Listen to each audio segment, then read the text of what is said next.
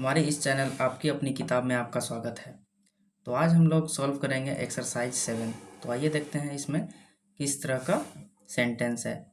तो ये क्या है, बर्फ़ ठंडी होती है और दूध मीठा लगता है। तो ये किस टाइप का सेंटेंस है, इससे लग रहा है कि इसका नेचर के बारे में बात हो रहा है। जैसे बर्फ़ कैसा होता है, बर्फ़ के बारे में बताया जा रहा है, यानी कि बर्फ़ का गुण बताया जा रहा है। फिर इसमें क्या है, दूध मीठा लगता है, यानी दूध का गुण बताया जा रहा है कि दूध मीठा होता है। तो इसका मतलब ये नहीं है कि सिर्फ जो मेरे पास बर्फ़ है वो ठंडा है, यानी कि हर बर्फ़, पूरा जितना भी बर्फ़ है वो ठंडा ही होगा। तो इस तरह का गुण बताया जा रहा है। और दूध में भी वैसे ही, मतलब जितना भी दूध होता है वो मीठा होता है। इसका मतलब यह है कि इन तरीका जो है, इस तरह का जो सेंटेंस है, इससे पूरा जाति का बोध हो रहा है। जैसे पानी, तो दुनिया में जितना पानी है सारा का यहाँ बात हो रहा है। कोयला, तो पूरा कोयला का बात हो रहा है। कोयला काला होता है, यानी कि और कोई ऐसा कोयला नहीं है जो सफ़ेद होता है।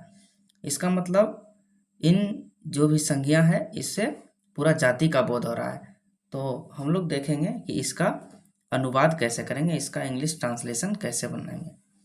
तो इसका ट्रांसलेशन इज एम आर, इसका भी इज एम आर से बनेगा सारा का। तो इसमें मेन कॉन्सेप्ट ये सीखना है कि दा कहाँ कहाँ पर लगाना है। तो आइए देखते हैं। सबसे पहले ये क्या है, नाउन है। बर्फ नाउन है, दूध नाउन है, पानी नाउन है। तो सबसे पहले हम लोग नाउन को चुनेंगे, मतलब किस नाउन का बात हो रहा है, किस नाउन का प्रकृति यानी गुण बताया जा रहा है। तो सबसे पहले नाउन चूज करेंगे, फिर उसमें देखेंगे नाउन दो तरह का हो जाता है।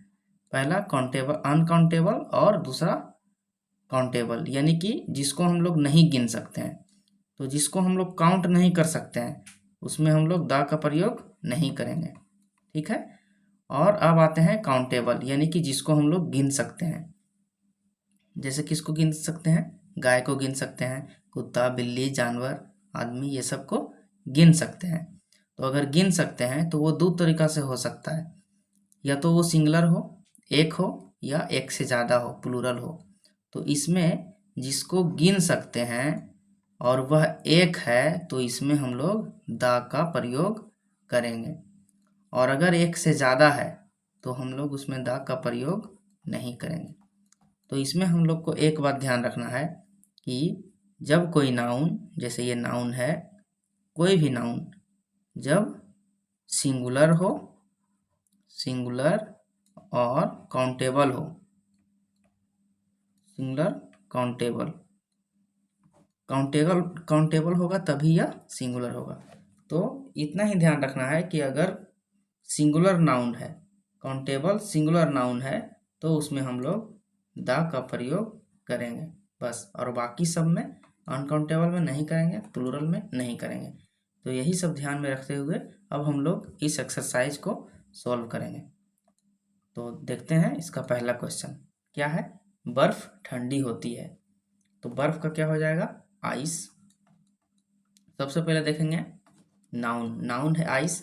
आइस क्या है, काउंटेबल है या अनकाउंटेबल है, यानी ये अनकाउंटेबल है, इसको हम लोग गिन नहीं सकते, तो इसमें द का प्रयोग नहीं होगा। तो सिंपल लिखेंगे आइस इज कोल्ड, बर्फ ठंडी होती है। फिर क्या है, दूध मीठा लगता है। तो दूध को हम लोग गिन सकते हैं या नहीं, नहीं गिन सकते हैं, तो इसमें द का प्रयोग नहीं होगा।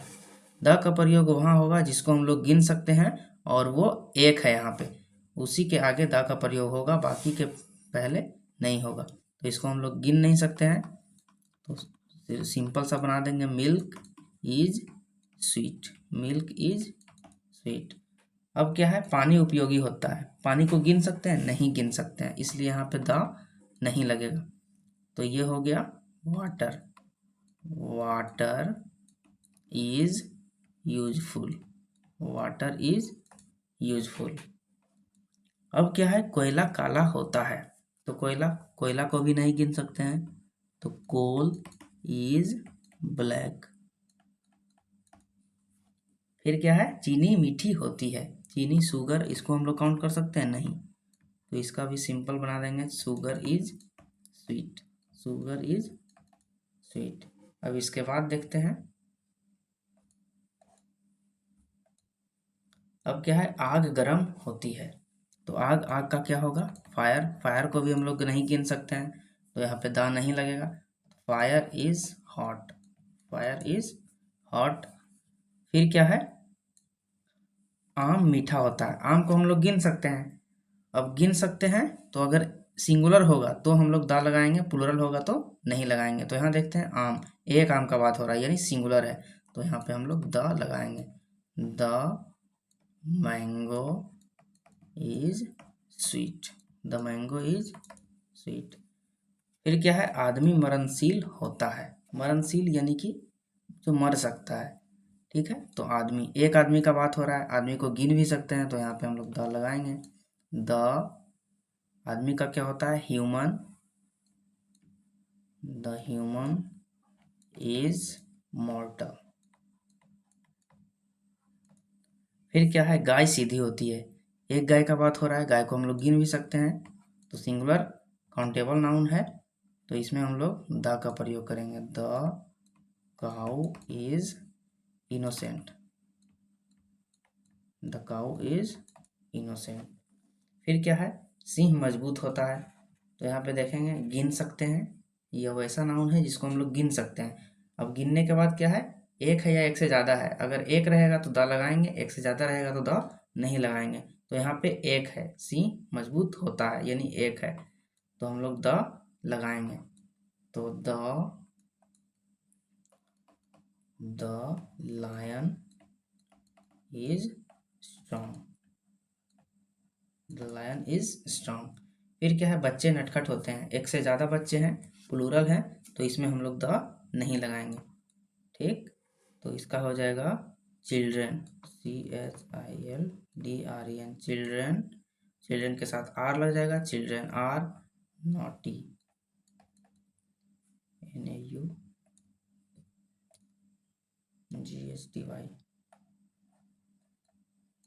Children are naughty.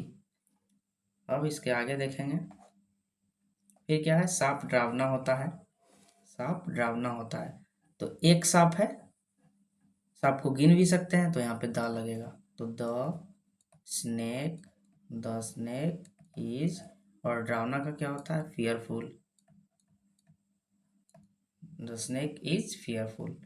फिर क्या है, साधु दयालु होते हैं, तो होते हैं जहाँ भी होगा, इसका मतलब ज़्यादा साधु है, एक से ज़्यादा लोग हैं, तो एक से ज़्यादा लोग हैं तो द नहीं लगाएंगे, तो सिंपल लिखेंगे सेंट्स, सेंट्स एक से ज़्यादा है तो आर, और क्या है, काइंड, KIND, काइंड। काइंड के आगे द एस जो है नहीं लगेगा, काइंड में एस नहीं लगेगा क्योंकि यह एडजेक्टिव है।